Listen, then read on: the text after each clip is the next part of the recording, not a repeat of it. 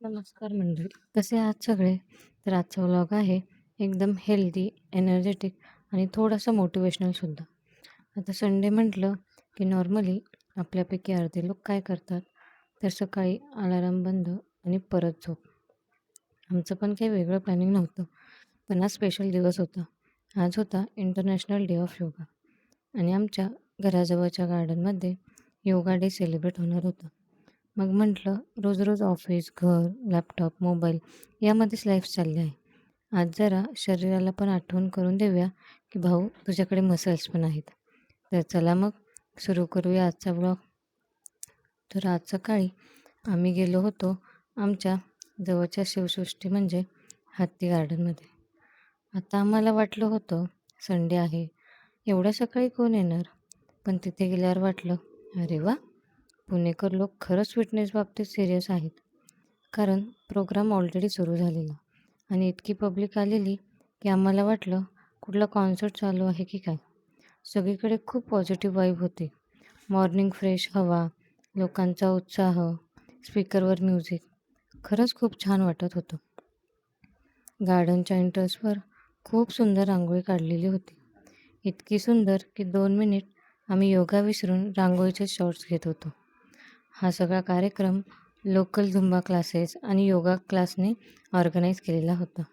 एकीकडे योगा सेशन चालू होतं, दुसरीकडे काही लोक मेडिटेशन करत होते आणि काही लोक इतके फ्लेक्झिबल होते की आम्ही बघतच राहिलो. कारण ऑनेस्टली सांगायचं तर आमच्याकडून खाली वाकून पायाला हात लागला तरी अचिव्हमेंट केल्यासारखं वाटतं. पण एक गोष्ट तिथे गेल्यावर जाणवली. आपण सगळे आजकाल किती बिझी झालो आहे ना. सकाळी उठल्यावर पहिली गोष्ट काय करतो? पूर्वी लोक सूर्याला नमस्कार करायचे. आता आपण मोबाईलला नमस्कार करतो.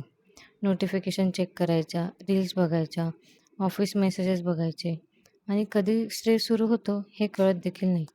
कॉर्पोरेट लाईफमध्ये दिवसभर लॅपटॉपसमोर बसून काम, मीटिंग्स, डेडलाईन्स, प्रेशर आणि मग दिवस संपल्यावर एनर्जी झिरो. पण योगा म्हणजे फक्त एक्सरसाइज नाही आहे. योगा आपल्याला फिजिकली स्ट्रॉंग बनवतोच, पण मेंटली पण शांत ठेवतो. कधीकधी 15 ते 20 मिनिट्स डीप ब्रिदिंग केली, स्ट्रेचिंग केलं किंवा फक्त वॉक पण केलं तरी शरीराला खूप फरक पडतो. कारण पैसा कमावणं इम्पॉर्टंट आहे, पण तो एन्जॉय करायला हेल्थ पण तितकीच इम्पॉर्टंट आहे. तर प्रोग्राम झाल्यानंतर आला तो मोमेंट ज्याची सगळे वाट बघत होते. हो, ब्रेकफास्टबद्दलच बोलते मी. आणि एक गोष्ट मान्य करा, फ्रीचा ब्रेकफास्ट असेल तर भारतीय लोकांचा हॅपीनेस वेगळाच असतो.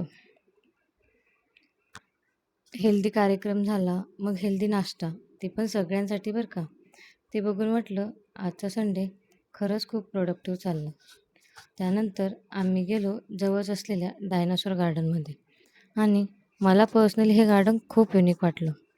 एक इंटरेस्टिंग माहिती सांगते. जर तुम्ही सकाळी इथे आलात तर एंट्री फ्री आहे, पण संध्याकाळी पर हेड ₹20 चार्जेस आहेत. म्हणजे बजेट फ्रेंडली आउटिंग म्हणायला हरकत नाही.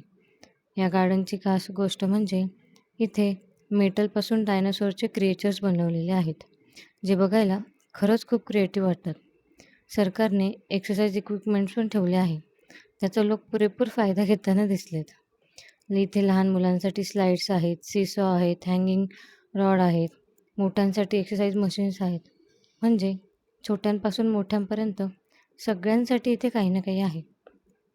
मग काय आम्ही गार्डनला 2 राऊंड्स मारले आणि म्हटलं आज योगा डे आहे तर आपण पण थोडा योगा करून बघूया. बाकी पोज किती करेक्ट होते ते विचारू नका. पण खरंच थोडंसं एक्सरसाइज केल्यावर बॉडी किती फ्रेश वाटते ना.